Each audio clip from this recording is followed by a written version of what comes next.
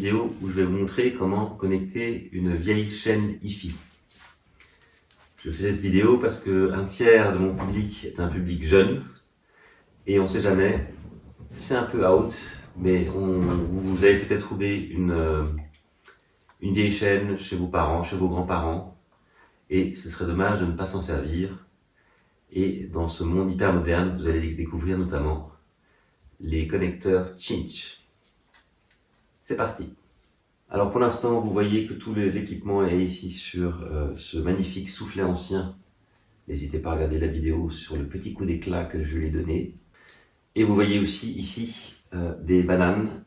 Ceci est un petit clin d'œil que je fais au chanteur Philippe Catherine, qui d'une part a fait une très belle chanson qui s'appelle Ma vieille chaîne, donc tout à fait à propos pour cette vidéo, et aussi une autre chanson qu'il a rendue très connue qui s'appelle Laissez-moi manger ma banane.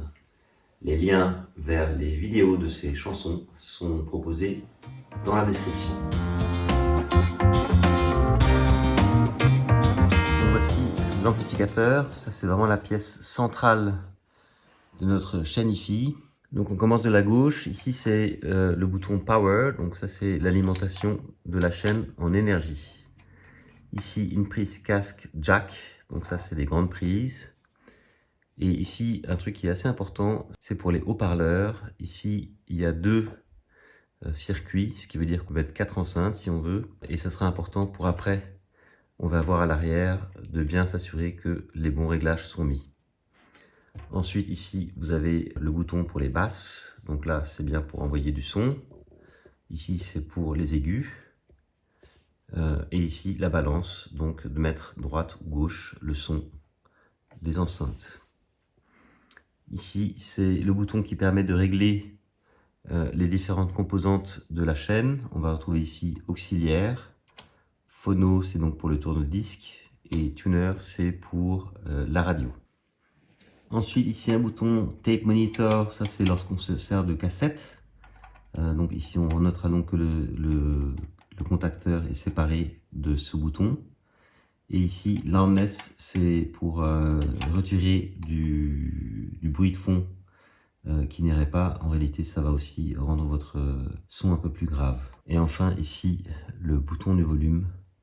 Donc c'est le moment, on y va. Pump up the volume.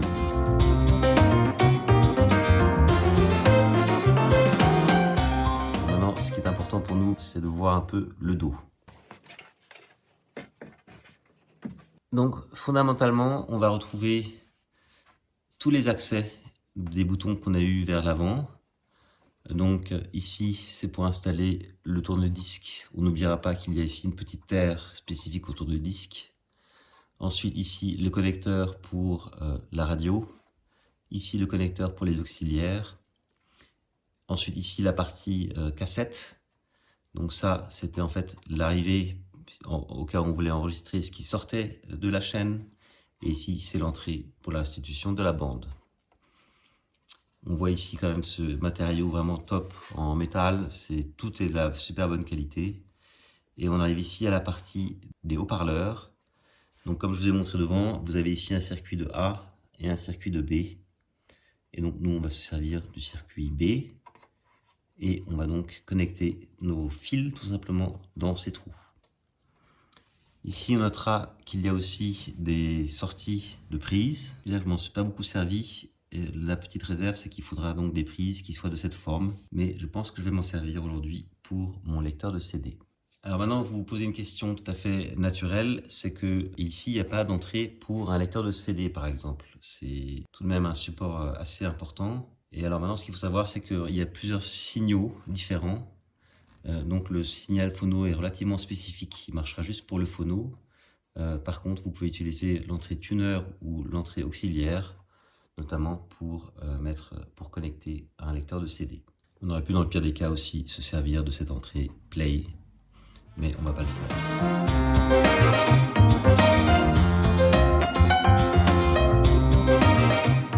Ensuite, le principe sera toujours le même.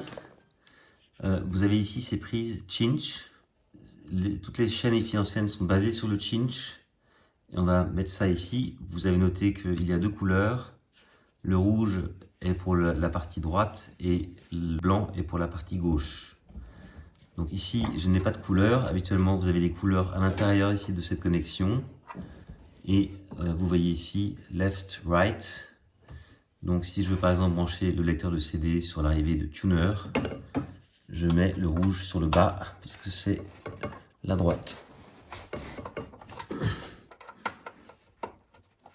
On va brancher l'autre cinch de l'autre côté. Maintenant on peut jeter un coup d'œil sur les signaux de sortie du lecteur de CD. En réalité ça c'est un lecteur de DVD, mais ça fait aussi CD bien évidemment, et franchement c'est très abondant. Vous trouvez ça dans les magasins de seconde main pour pas cher, et encore moins cher dans les brocantes. Donc ici il y a plein de signaux, on va pas tout regarder en détail, mais on va faire très simple. Ici vous avez un signal qui s'appelle Analog Audio Out, et donc c'est ici que l'on va mettre nos connecteurs. Donc ici vous avez d'ailleurs aussi l'explication du sens, puisque outre d'avoir les couleurs, vous avez aussi le right ou left.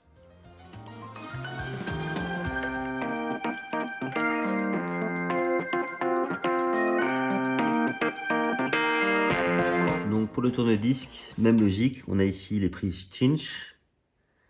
Elles ont déjà un peu souffert, mais elles sont très vieilles. Donc je mets ici le rouge. Et je mets ensuite le blanc. Et donc ici, il y a la petite particularité d'avoir un petit signal de terre pour le tourne-disque. Donc là, ici, on va le mettre ici de cette manière, entre la rondelle et la vis. Et on serre légèrement, c'est pas besoin de bourriner. Et c'est fait.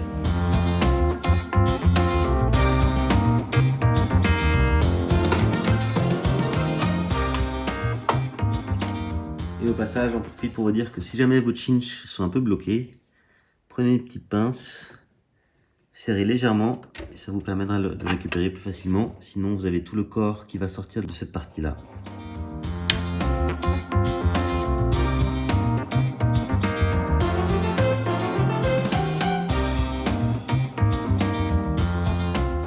Et ici, dans ce cas, il se trouve que ma prise rentre dans le format indiqué au dos, et switch, je vais prendre cela puisqu'il faut qu'il y ait du courant dedans.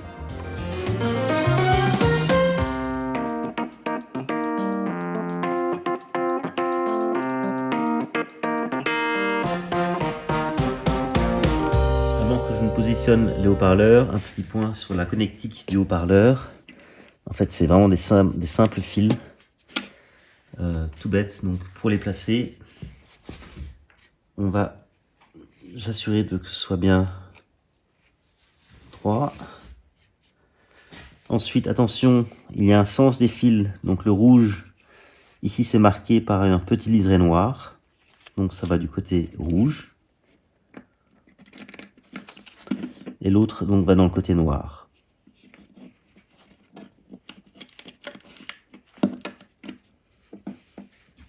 Et si c'est un petit peu vieillot, n'hésitez pas à pousser manuellement ici pour que ce soit bien tenu. Pour les haut-parleurs, donc ici je prends simplement pour le droite le haut-parleur qui se trouve à droite. Et ici je prends ces fils qu'on a donc déjà vus, avec à nouveau le petit liseré noir, donc on prend pour le rouge, et l'autre qui sera pour le noir. Je mets le rouge. Donc ici, je prends le circuit des haut-parleurs B. Et pour l'autre côté, on fait la même chose.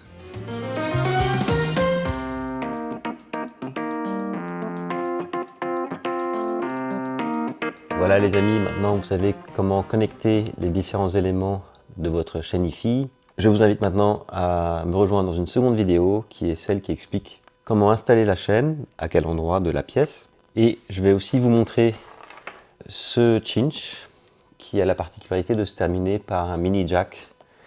Et vous verrez que ce sera utile non seulement pour connecter votre téléphone portable ou votre ordinateur, mais aussi pour connecter un récepteur qui en fait vous permet de faire jouer la musique que vous avez sur votre téléphone portable sur la chaîne, et cette fois-ci sans fil. Donc à tout de suite sur Happy Hour TV 1.